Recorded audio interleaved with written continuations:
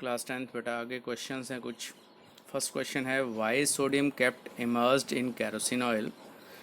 तो हमें पता है सोडियम और पोटेशियम दोनों ही बहुत ही रिएक्टिव मेटल्स हैं। अगर सोडियम को हवा में खुला छोड़ देते हो तो हवा से रिएक्ट करके उसमें आग लग जाएगी, और अगर उसको पानी में डालते हैं तब भी पानी के साथ रिएक्ट करके उसमें आग लग जाती है, क्योंकि बहुत ज़्यादा हीट प्रोड्यूस होती है।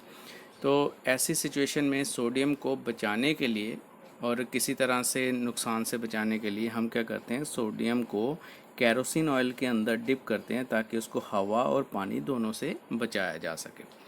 नेक्स्ट क्वेश्चन है right equations for the following reaction. तो आपने यहाँ पर इक्वेशंस ही लिखनी है, आपको इक्वेशंस याद होनी चाहिए।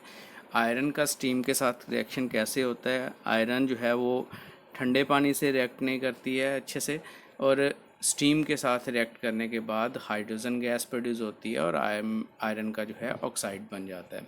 सिमिलरली कैल्शियम और पोटेशियम जो है वो पानी के साथ किस तरह से रिएक्ट करते हैं। कैल्शियम आप देखो यहाँ इक्वेशन में पानी के साथ रिएक्ट करके हाइड्रोजन गैस बन रही है, और इस सिचुएशन में जो है हाइड्रोजन गैस कैल्शियम के साथ चिपक जाएगी, और चिपकने की वजह से जो है कैल्शियम पानी के ऊपर तैरना शुरू हो जाता है। इस चीज़ को हम पहले भी डिस्कस कर चुके हैं। और उसके बाद जो है पोटेशियम की बात करते हैं, तो पोटेशियम भी पानी के साथ रिएक्ट करके पोटेशियम हाइड्रोक्साइड बनाता है, और साथ में हाइड्रोजन गैस प्रोड्यूस होगी और हीट एनर्जी प्रोड्यूस होती है। तो ये रिएक्शंस हैं।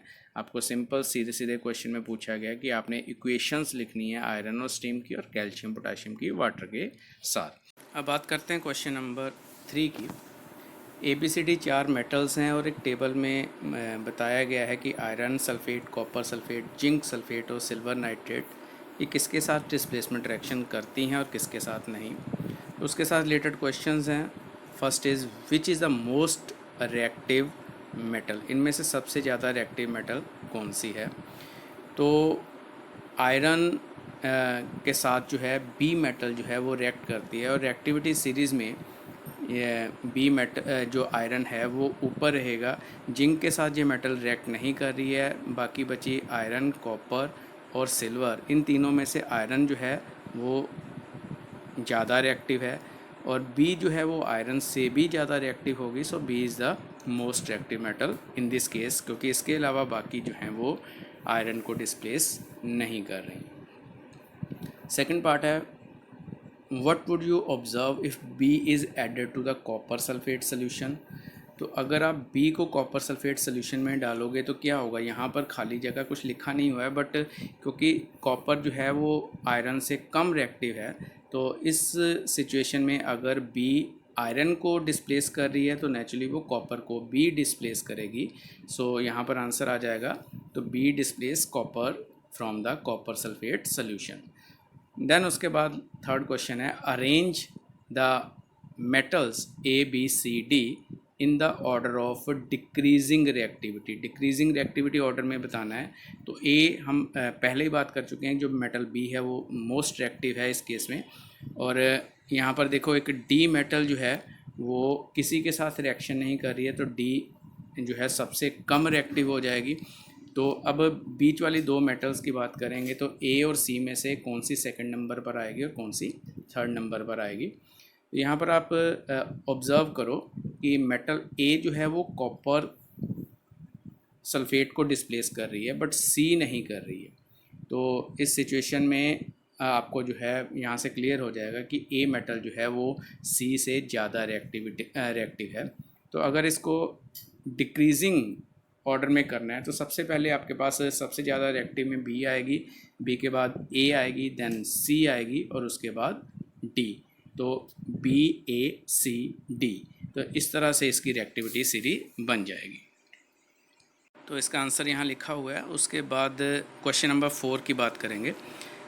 विच gas is produce when dilute hydrochloric acid is added to a reactive metal. Write the chemical equation when iron react with dilute sulfuric acid H2SO4। तो आपके पास जो मेटल कोई भी हो अगर एसिड के साथ रिएक्ट करती है तो एक सॉल्ट बनता है और हाइड्रोजन गैस प्रोड्यूस होती है।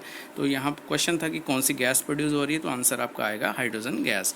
तो उसके बाद आयरन और सल्फ्यूरिक एसिड का रिएक्शन पूछा था वो रिएक्शन लिखा हुआ है यहाँ पर आयरन और सल्फ्यूरिक एसिड का, जिसमें भी हाइड्रोजन गैस ही बाहर निकलेगी।